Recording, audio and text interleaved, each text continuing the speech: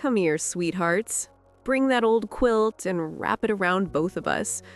Turn every light off except the little lamp with the cricket shade. Tonight, the crickets are singing low and slow because some truths need the cover of darkness before they can breathe. My name is Beatrice Louise Harper, but the little voices that once echoed through these walls called me Bea-Bea. I'm 74 years old now, widowed 12 long years, and for 4 of those years, I honestly believed I was the lifeline keeping my children afloat. Tonight, I'm going to let you walk every creaky floorboard of the little white house on Maple Street with me, so when the floor finally drops out from under me, you fall right along with me, and then rise back up with me. Let's start in the spring of 2021, when the dogwoods were blooming pink and the world still felt soft. Sunday after church, Michael and Valerie came through my front door with faces I didn't recognize. Michael, my boy who used to fall asleep on my chest listening to my heartbeat, was 39 and shaking. Valerie, my baby girl who still had the dimple in her left cheek when she smiled, was 37 and crying so hard her mascara ran gray rivers. They sat at the same oak table their daddy hand-built in 1981, the one with the burn mark from the Christmas I left the pecan pie in too long. Michael spoke first, voice cracking. "Mom, I owe some bad people $87,000. They're coming for me." Valerie grabbed my hand. "We're 2 payments behind on the house. They're foreclosing next month. The kids will be homeless." I looked around at the walls that had held 43 years of birthdays, funerals, first steps, last breaths. The hallway still had the pencil marks where we measured them every year. The living room wall still had the faint shadow where their wedding portraits hung.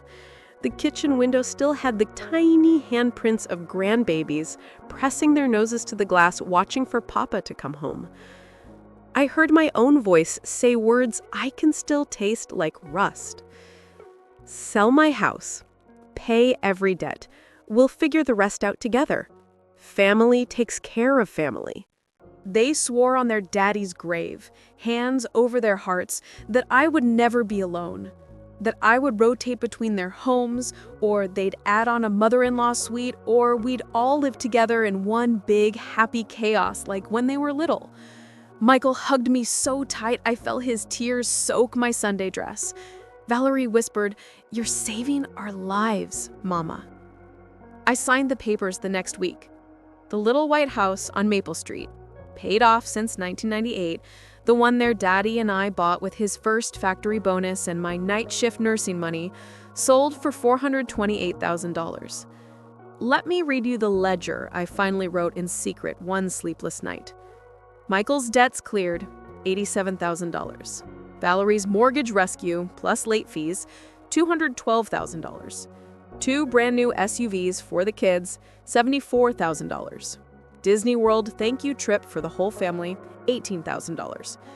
New furniture, iPhones, Apple Watches, backyard playset, $43,000. Temporary assisted living deposit when there just wasn't room yet, $6,000. Monthly we'll pay you back that never came, $800 to $1,200 wired again and again. 4 years later, my bank account sat at $11,400, and my heart sat in a beige room with a plastic mattress that smelled like bleach. Every time I asked, "When can I come live with y'all?" the excuses grew like weeds. "The baby's colicky. We're redoing the guest room. It's just not the right season, Mom." September 3rd, 2025. They had moved me into the nursing home 6 weeks earlier, just temporary until the renovations are done. Single room, shared bathroom, plastic mattress that crinkled every time I turned over. I was sitting on the edge of that mattress in my faded housecoat, rubbing the permanent callus on my right hand for 43 years of hanging laundry on the same clothesline, when I heard the nurse in the hallway on the phone. Her voice carried clear as a bell. "Yes, Mrs. Harper's children signed the permanent residency contract today. They've already put the down payment on that big lake house using Mom's money. They said she's confused anyway. She won't know the difference." confused. I still knew every grandchild's birthday, every recipe in my head, every word to Amazing Grace. I sat very still while something older than anger and deeper than grief rose up inside this old Southern woman like a hurricane coming in off the Gulf. I did not cry. I did not call them. I walked to the activities room, sat down at the ancient computer, and in exactly 47 minutes, I changed everything. Googled the best elder law attorney in Alabama, Mississippi, and Tennessee, called the one with the meanest reviews, and paid the $15,000 retainer with the last big chunk of my savings. Filed emergency motions to freeze every account my children had ever touched. Reported the entire sale of my home as financial exploitation of a senior. Turns out they had forged my signature on the power of attorney 2 years earlier.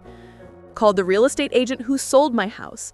She cried when I told her and still had every document. Contacted Adult Protective Services myself and requested immediate release. Packed my one suitcase and the framed photo of their daddy holding me on our wedding day. 3 weeks later, we were in court. The judge was a steel-haired woman with eyes that missed nothing. My children sat at the defendant's table, looking small and gray. My attorney laid out bank records, forged documents, the nursing home intake form that listed my diagnosis as confused elderly female. Children request permanent placement. Michael cried.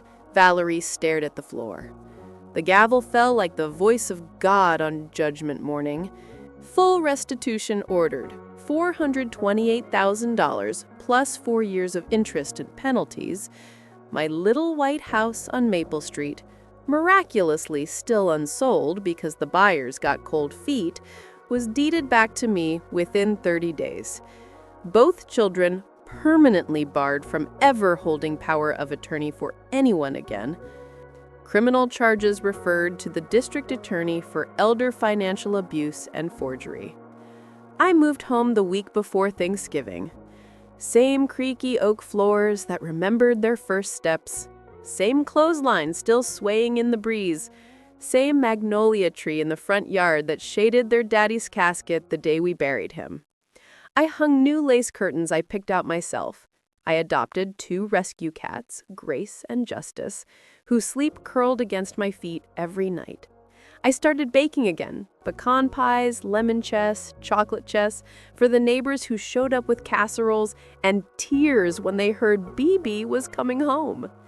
Some evenings, I sit on the porch swing their granddaddy built, barefoot in his old flannel shirt, drinking sweet tea from the same jelly jar glasses we used in 1978. Fireflies dance where the grandbabies once chased them with mason jars. And when the wind moves just right through the pecan trees, I swear I can hear my husband's voice on the breeze. Welcome home, Bea-Bea. Loud and clear. So listen close tonight, my darlings. If the children you carried, raised, and sacrificed your whole world for ever try to trade the house that holds their childhood for a lake house they want more, take your keys back, take your name back, take every sunrise you have left and live it in the home that still remembers your heartbeat. Because a mother's love builds houses. It does not burn them down to keep someone else warm. And some doors, once you lock them from the inside with your own trembling hands, are never, ever meant to be opened again.